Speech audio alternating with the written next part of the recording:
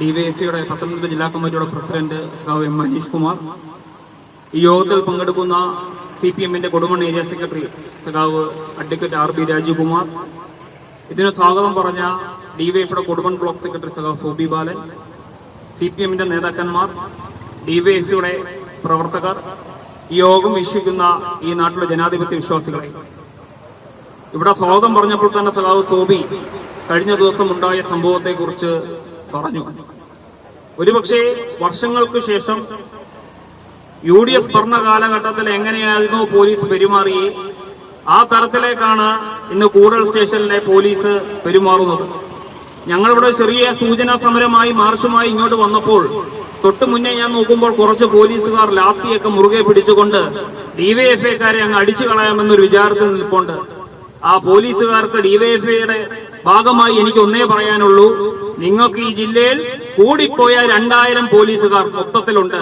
എന്നാൽ അതിന്റെ എത്രയോ ഇരട്ടി അംഗത്വമുള്ള സഖാക്കളുള്ള സംഘടനയാണ് ഡിവൈഎഫ്ഐ എന്നും, ഈ സംഘടന വിചാരിച്ചാൽ ഈ കൂടൽ സ്റ്റേഷനിൽ നിന്നും ഒരു പോലീസുകാരനും പുറത്തു പോകാൻ കഴിയില്ലെന്നും അതിനുള്ള സംഘടനാശേഷി ഈ സംഘടനയ്ക്കുണ്ടെന്നും നിങ്ങളെ ഞാൻ ഒന്നുകൂടെ ഓർമ്മിപ്പിക്കുകയാണ്.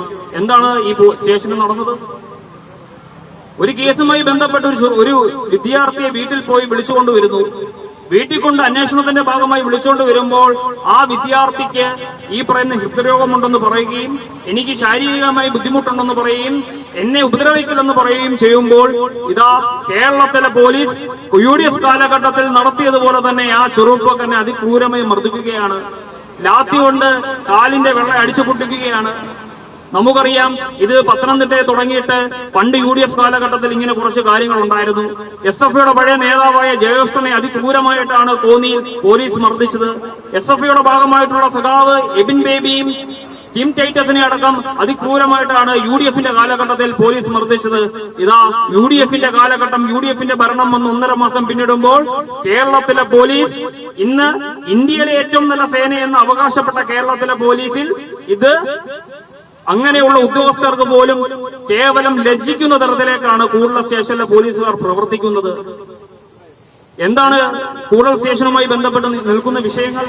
കേവലം ഒരു വിദ്യാർത്ഥിയെ മർദ്ദിച്ച വിഷയം മാത്രമല്ല, ഡിവൈഎഫ്ഐ ഇതുപോലൊരു മാർച്ച് നടത്തുന്നു എന്ന് പറഞ്ഞപ്പോൾ ഞങ്ങൾക്ക് ഒരുപാട് നിരവധി കോളുകൾ ഇന്നലെ വന്നു. എന്താ കൂടലിലെ SIയുടെ പ്രധാനപ്പെട്ട പരിപാടി? എന്താ SI എന്ന് ഞങ്ങൾക്കെല്ലാം അറിയാവുന്ന സബ് ഇൻസ്പെക്ടർ ഓഫ് പോലീസ് എന്നാണ്. പക്ഷേ കൂടൽ സ്റ്റേഷനിലെ SI ജയ്മോനെ വേറൊരു വാക്ക് വിളിക്കണം, സെറ്റിൽമെന്റ് ഇൻസ്പെക്ടർ ഓഫ് പോലീസ്. അതാണ് കൂടൽ സ്റ്റേഷനിൽ നടക്കുന്നത്. ഏതെങ്കിലും വാദിവാഹം ഒരു പരാതിയുമായി സ്റ്റേഷനിൽ വന്നാൽ പ്രതിഭാഗത്തെ രഹസ്യമായി ഫോണിൽ വിളിക്കുക, നിങ്ങൾക്കെതിരെ ഒരു പരാതി വന്നിട്ടുണ്ട്, അത് സ്റ്റേഷനിൽ എടുക്കുന്നതിന് മുന്നേ പുറത്ത് വെച്ച് സെറ്റിൽ ചെയ്യുക, എന്നെ കാണേണ്ട പോലെ കണ്ടാൽ മതി. ഇത് തുടങ്ങിയത് ഇന്നലെയും ഇന്നുമല്ല തുടങ്ങിയത്. കഴിഞ്ഞ കാലഘട്ടത്തിൽ ആ SI ഈ സ്റ്റേഷനിൽ നടത്തിയ മുഴുവൻ ക്രമസമാധാനം നിലനിർത്താത്ത മുഴുവൻ കാര്യങ്ങളും ഞങ്ങൾ തിരിച്ചു കൊണ്ടുവരും. ഒരു വിദ്യാർത്ഥികളുടെ വിഷയം മാത്രമല്ല, പല കേസുകളും ഇനിയും കേസുകൾ പുറത്തോട്ട് വരാൻ വേണ്ടി പോവുകയാണ്. എന്താ ഒരു ചെറിയൊരു കേസ് മാത്രം ഉദാഹരണം പറയാം. ഒരു വനിത കൊണ്ടുവന്ന് ഒരു RSS പ്രവർത്തനെതിരെ ഒരു പരാതി കൊടുത്തു. ആ RS പ്രവർത്തനെ രഹസ്യമായി വിളിച്ചു പറയുകയാണ്, നിങ്ങൾക്കെതിരെ ഒരു വനിത പരാതി തന്നിട്ടുണ്ട്, എത്രയും പെട്ടെന്ന് സ്റ്റേഷന്റെ പുറത്ത് വെച്ച് സെറ്റിൽമെന്റ് ചെയ്യണം, അല്ലെങ്കിൽ ഞങ്ങൾക്ക് കേസ് എടുക്കേണ്ടി വരും. ഇങ്ങനെയാണോ പോലീസ് ചെയ്യേണ്ടത്? എങ്ങനെയാണ് പോലീസ് പ്രവർത്തിക്കേണ്ടത്? കേരളത്തിലെ പോലീസാണല്ലോ ഇന്ത്യയിലെ ഏറ്റവും നല്ല സേനയെന്ന് അവകാശപ്പെടുന്നത്.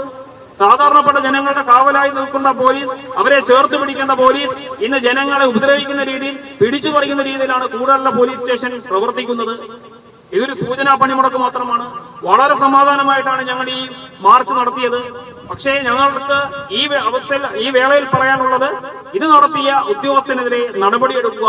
വകുപ്പ് തലത്തിലും നിയമപരവുമായ നടപടികൾ ഉണ്ടാവുന്നതും വരെ ഡിവൈഎഫ്ഐയുടെ നേതൃത്വത്തിൽ ഇത്തരത്തിലുള്ള സമരങ്ങൾ ഉണ്ടാവും. ഇതൊരു സൂചനാ സമരമാണ്.